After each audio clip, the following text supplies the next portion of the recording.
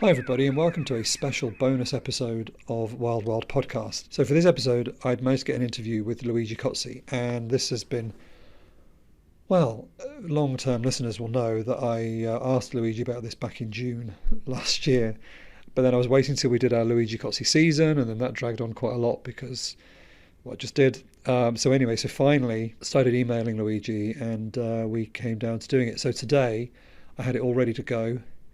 Time starting 11 o'clock, 12 o'clock in Rome.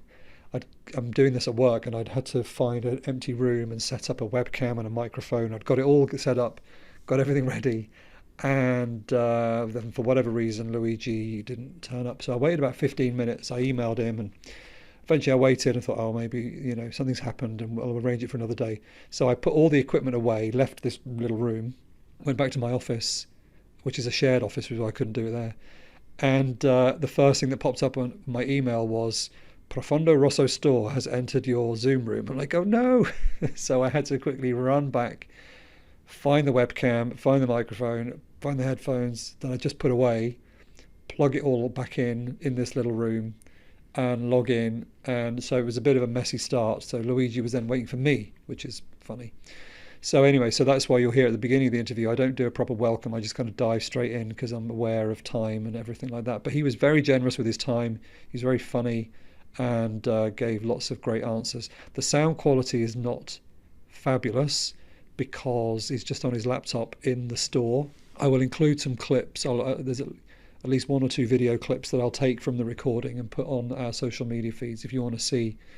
But yeah, he's just on his laptop, just with his built-in microphone. So the sound quality isn't great, but hopefully it's good enough that you can listen and enjoy the stories that Luigi has about his time working in the Italian film industry and the fact that he's still making films and still planning to make films as well. So do enjoy this bonus episode as a sort of culmination of our Luigi Cozzi season as I take some time to talk with the maestro live in his Profundo Rosso store.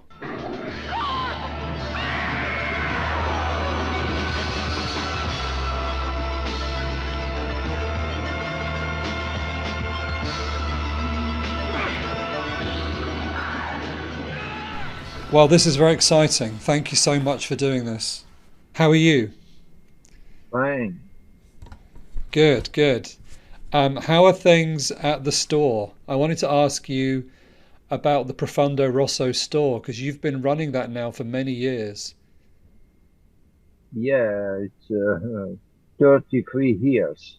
Wow. Quite a long time. And do you get people like me coming in all the time to see you and talk to you about your films? Yeah, quite often. Quite often. That must be really nice that you have fans who come to visit. I love meeting fans. Yeah. Well, there are not many directors who sit and wait every day for people to come. It's like it would be great if all film directors had shops. Well, but first I am a fan. I've always been a fan. Yes. And then I've been a director. That's true. Yes, so you started, you were always very interested in science fiction. Yeah. And you wrote Science Fiction magazine? Yeah, I edited them, translated books from English, and still work in science fiction. We are big fans of your films on the podcast, so I wanted to ask you some questions. First of all, the Killer Must Kill Again, your Giallo film. Did you ever want to make more Giallo films after that? Well, I always wanted to do only science fiction movies, as a Okay. matter of fact. But people in Italy didn't care about the science fiction. Producers didn't care about sci-fi. So I started working with Giallo, which was the closest thing to sci-fi, for, Mm. in my opinion. Yeah. I really love The Killer Must Kill Again or the Il Ragno. It's such a good film. Yeah, I have been working with Dario Argento, writing for Flies on Green Velvet. And when I was offered the possibility of making a picture by myself, I decided to do something different from Dario's. So that one key element in Dario's movies was the fact that you knew the identity of the killer only in the last scene. And Mm. so I decided to reverse that. And I did show on full screen the face of the killer in the first shot of the picture and worked on from that. Yeah. It's brilliant. It's so good. I was very impressed with it. I hope that we get a Blu-ray, a restoration, something like that. It's people wanted to do it on Blu-ray in England and in the USA, but the negative, where the negative was stored, it was it disappeared. Oh, So we don't know where it ended, and we are still trying to get it because there are Blu-ray companies who want to publish it. wow. Maybe they'll find it like they did the Black Cat, which was missing for a long time. Yeah, it was also the Black Cat was a different story, but a complicated story too. Yeah, it very often is complicated. Yeah. So you love science fiction, and obviously we are big fans of Starcrash. Oh yeah. But we use a version of the Starcrash theme as our podcast theme. That my son made a cover version of it for us, and we love Starcrash. Um, and then you did shortly after Starcrash, obviously you did Contamination, another science fiction film. But was the problem, like you said, producers weren't interested in science fiction. So even after Starcrash and Contamination, was there still not much interest in science fiction? But Starcrash was made with American company. Ah, okay. The Italian producer were not interested. Even afterwards, the Star Wars, they were not interested. It Contamination was made with an Italian company because of the fact that Starcrash made a lot of money in Italy too, and Alien was making a lot of money too. And so the producer decided to take a risk, but Mm, he wanted to me to do a James Bond-like movie right. instead of the pure science fiction movie. So he had to compromise. Yeah. Well, it worked. It was good. Yeah, I went back to my inspiration. Went back to the 50s movies, the British Quatermass 2, Mm, and pictures like that, and it worked. yeah. Now you're sometimes credited as being one of the directors, or that you worked on The Humanoid. What was your involvement with that film? No, I was not involved at all. Oh, The humanoid production company first hired some special effects from America or from England. I don't know. They came here, and after some months of work, they didn't do anything, oh, which pleased the producer.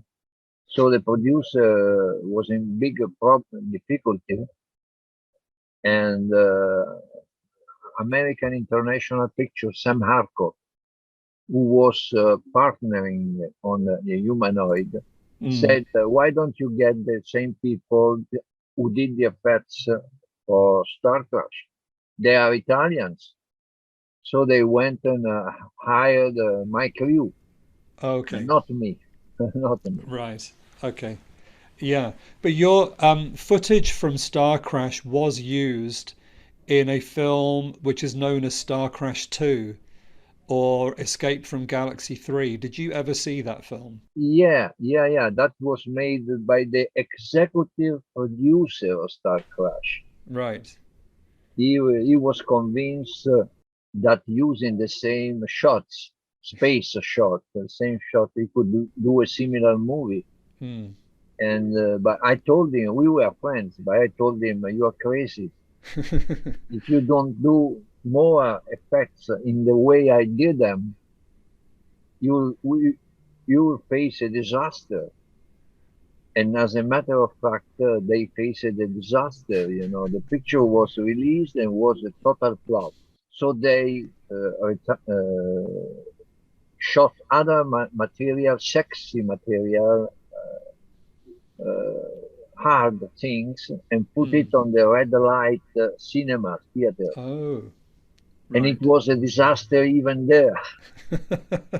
So it was a total failure. And after that, the executive producer came to me and said, you were right.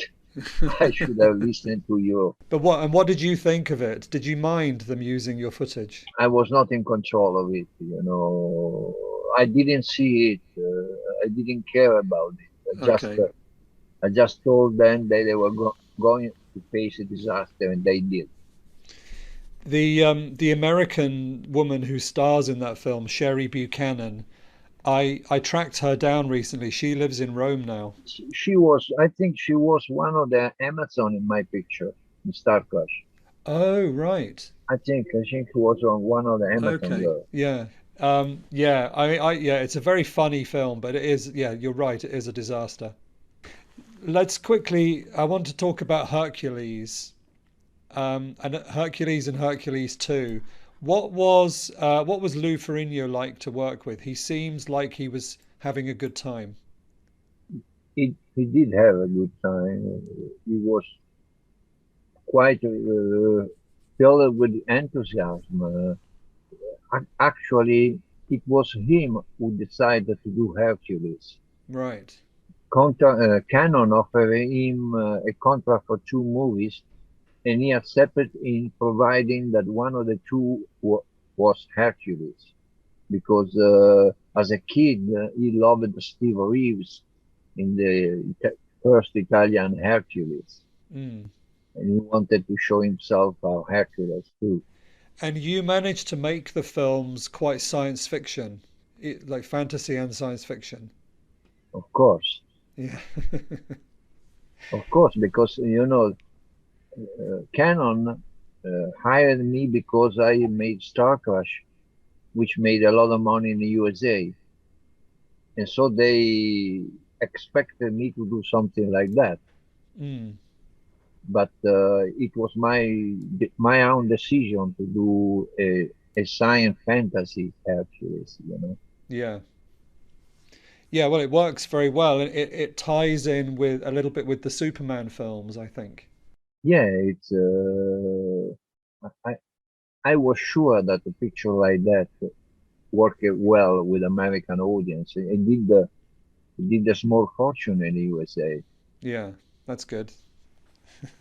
And then you were called on to rescue the Sinbad film that Canon were doing a couple of years later. Yeah, in the beginning I was supposed to do Sinbad.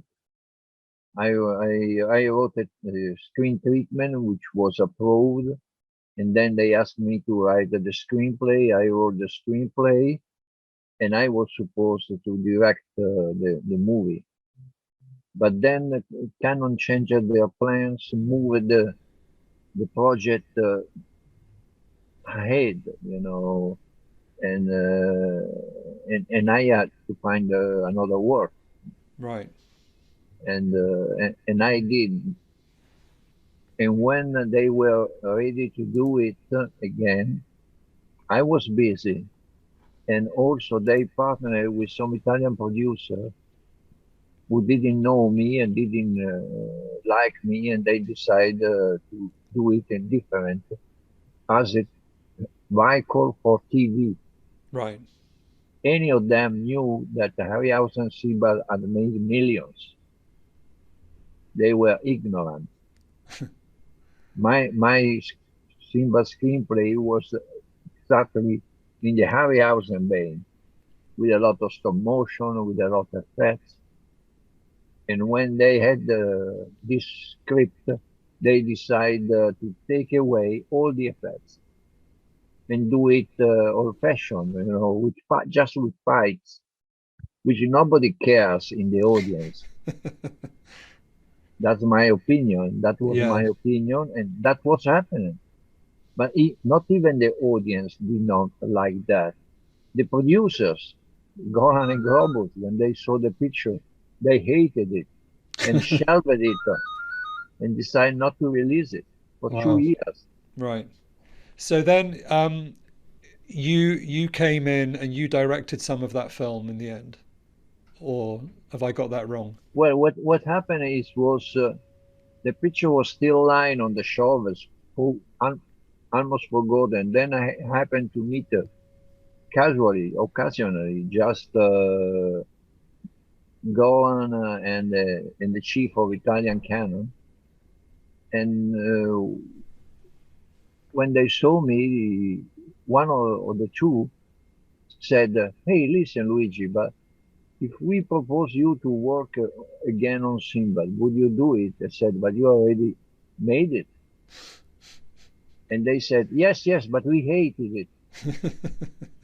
Are you ready to re-edit it and doing a lot of special effects in it?" And so I said, "Okay, let me show you. Let me show what's the movie, and then I tell you what I think about it." And I said it was more than 4 hours long Wow. because it was made for TV. Right. Oh yes. Yeah. And I said, as a series, it's impossible to do something with it, in my opinion. Hmm. But if you accept to get it as just a feature, 80-minute features, I think I can adjust it in a way, not totally, but in a way. And they said, yes, okay, that would be okay for us. And we made the deal, and I was put to work on that. The final version of the film, are you happy with how it turned out? The director of cut has been destroyed, Right. Oh. been destroyed and not kept because they hated it. Right. So I shrank it. Yeah. I edited it in a completely different way and had to put some voiceover, the beginning with the book, doing the start of the whole thing, Right. and adding special effects where I could insert them on the material which has been shot without thinking to put on it a special effect. Yeah. So it was not an easy job. No. But you seem to specialize in coming in and fixing problems. You're very good at that. Yeah, yeah, but because I always been living in the cinema. First, I was watching when I was since I was young. I even went 2, 3 times a day in a theater. I was Nice. mad about movies. So I think I got enough experience as a spectator Mm. to know what may be good or may be wrong in a picture. And do you still go to the movies? Nowadays, no. Nowadays, I think most of the movies made today are not movies like I mean them. They are products, Mm. which is a totally different thing. Mm. I don't even know the name or the big directors. You except for three or four, you don't know any one of them. Mm. They are not allowed to show their personality on the screen. These are movies made by the producers. Right. And what about Italian cinema today? Is there an Italian cinema now? No, it doesn't exist anymore. In Italy, it's almost impossible to do a movie without getting the finance from Italian TV. Right. And Italian TV is interested only in Italian production, which is local, because they need local movies. Right. The big ones, the big action movies, the bigger comedies, other things like that. They do buy them from USA, from French, from other countries. Did you see the new Diabolique film? I quite liked that. Yes, but I never been a fan of Diabolic, Oh. even as a comic. Oh, okay. So I didn't care about it. Fair enough. I only like Mario Bava picture because it was a crazy movie, Oh, yeah. very different from Diabolic comics. That's true. Fabulous. Yeah, it's fabulous. So speaking of modern film, your film Blood on Méliès Moon has just come out on Blu-ray in America. Um, you mentioned on that disc that you first wanted to make this film with Canon, like back in the 80s. So how would it have been different to the final version? Oh, it was very different because what I wanted to do with Canon was Blood on Méliès Moon, but it was set in the very years that Méliès shot this movie. So I wanted to do a kind of period picture Mm. with Méliès getting the inspiration for his moon people by a strange creature which materialized from another dimension on the sets, and that was quite a different. But when I decide to do it in my with my money, I knew I couldn't do a period picture because Mm. it would have cost too much. So I changed the story. And you put yourself in the film, and you're very funny.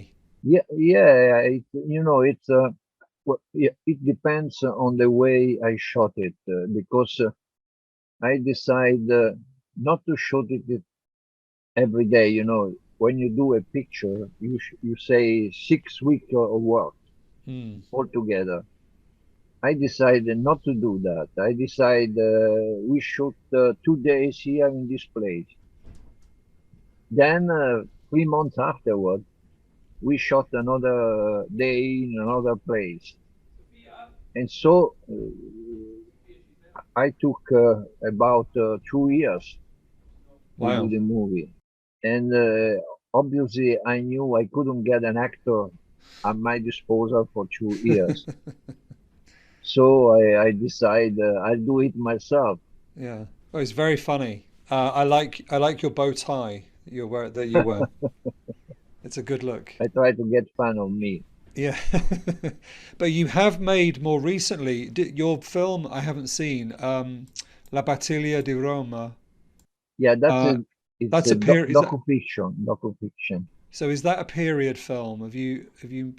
Did you have more of a budget for that one? It is an historical movie Mm.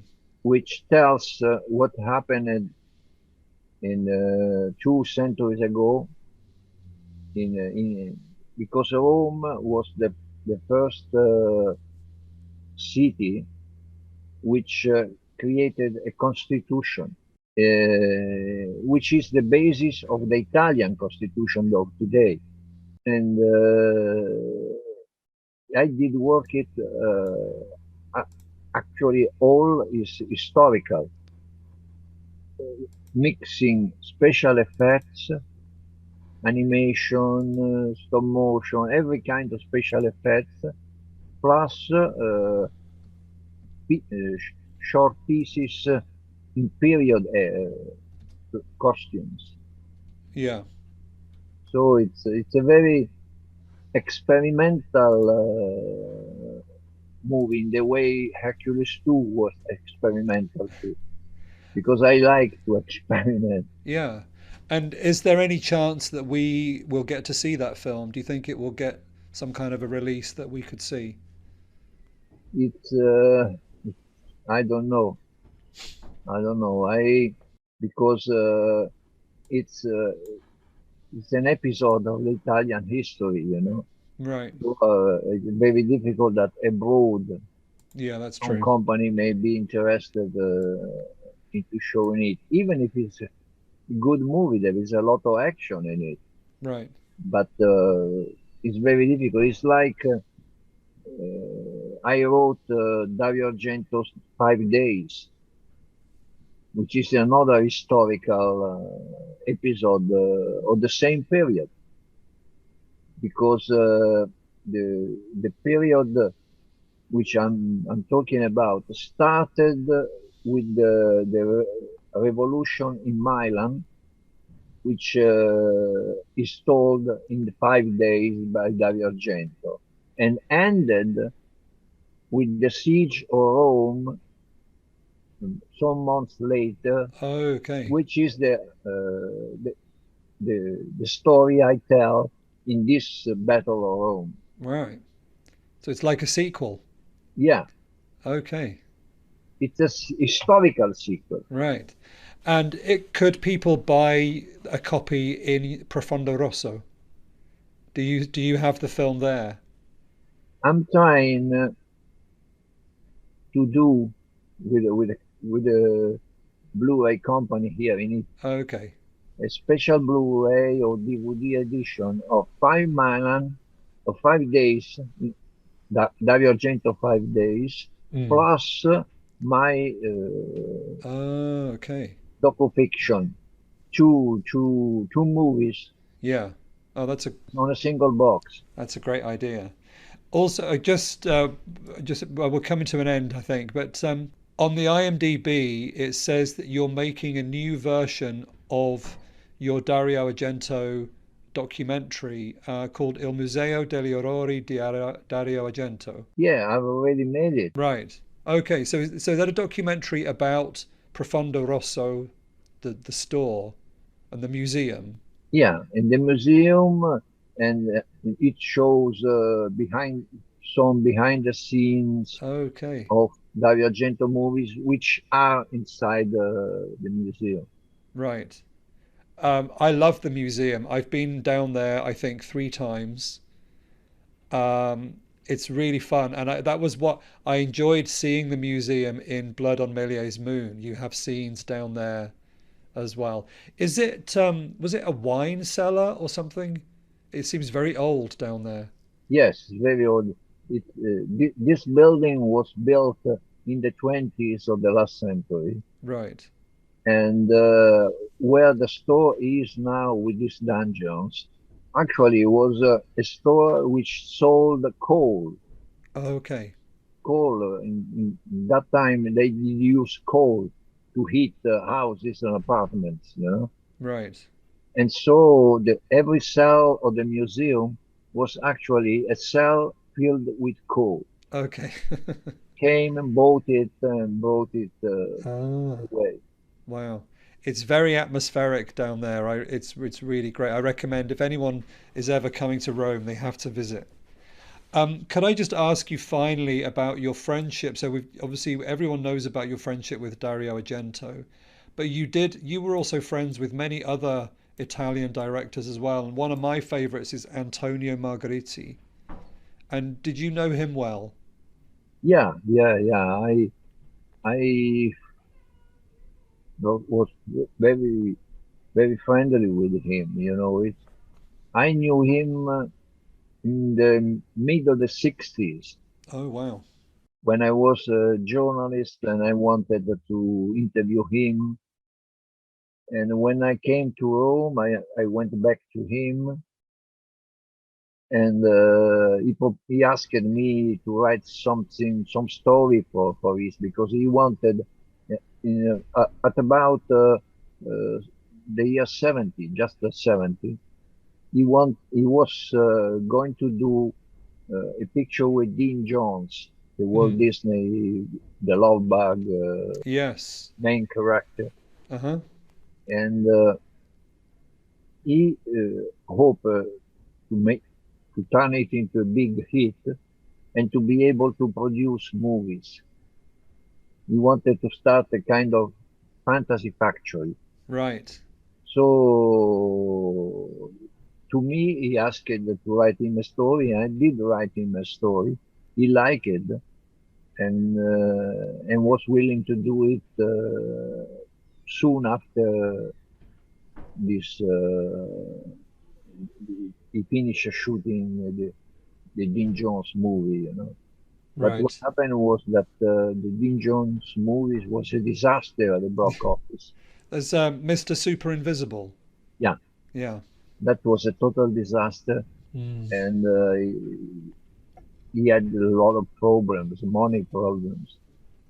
He told me, I met him just 1 month before he died again, and he told me he had just finished paying back his debts, and he Oh died no. in 2000s. Yeah, that's a shame. Yeah, But he was a very important director for Italian science fiction. yeah, yeah. He did start the big venture with the spaceman. Yeah.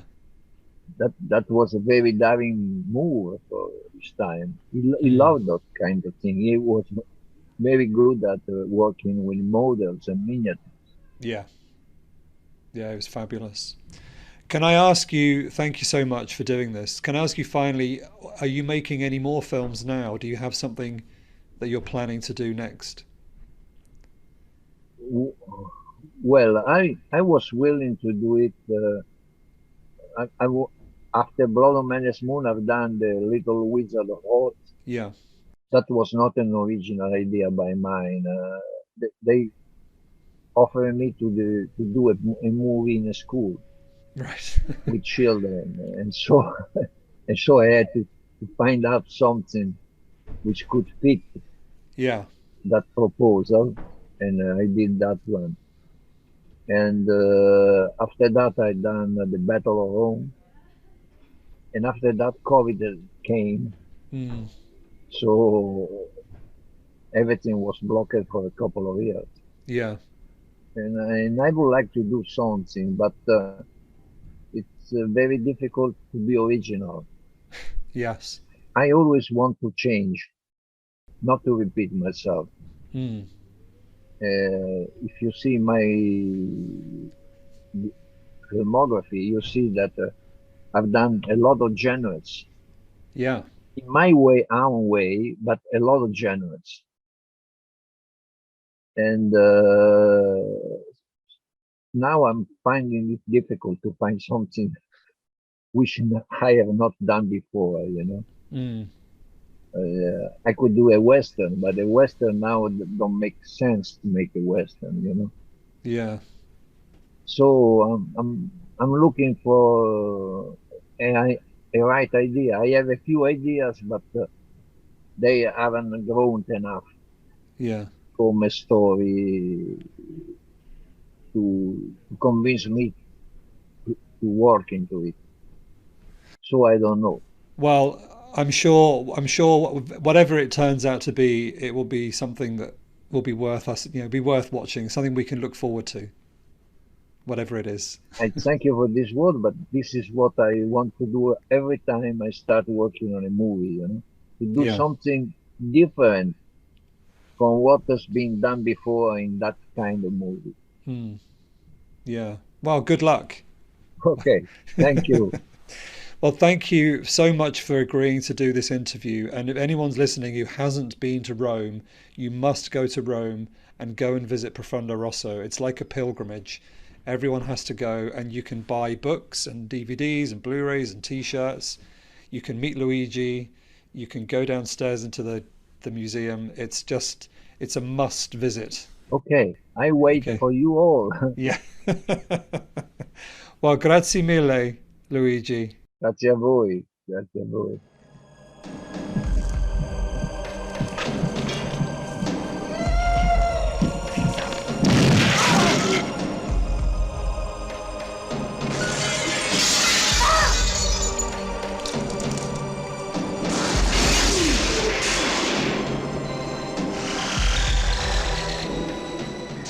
My thanks again to Luigi Cozzi. I'm so grateful that he took the time to talk to me, and I hope you were all able to enjoy that and hear what was going on. Okay, there were a couple of times during the conversation where he had to go and help customers, or the phone started ringing at one point, but it was really great to talk to Luigi.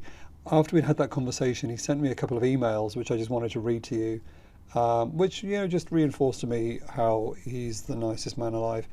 So I'd sent him some questions, and then he emailed me with answers to a couple of them that we didn't get to in the interview. He mentions that there is a DVD and Blu-ray with both of his Hercules films and his re-edited version of Castellari's Sinbad. It would be really fascinating, wouldn't it, to be able to watch the 4-hour version of that?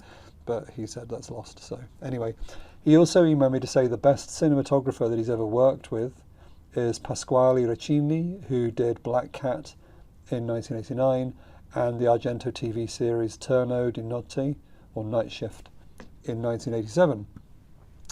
I replied, of course, and I said that I was grateful for that, and I'd meant to ask him in the interview what did he think really happened to Louis Le Prince, who mysteriously disappeared and is credited with being the inventor of film, basically.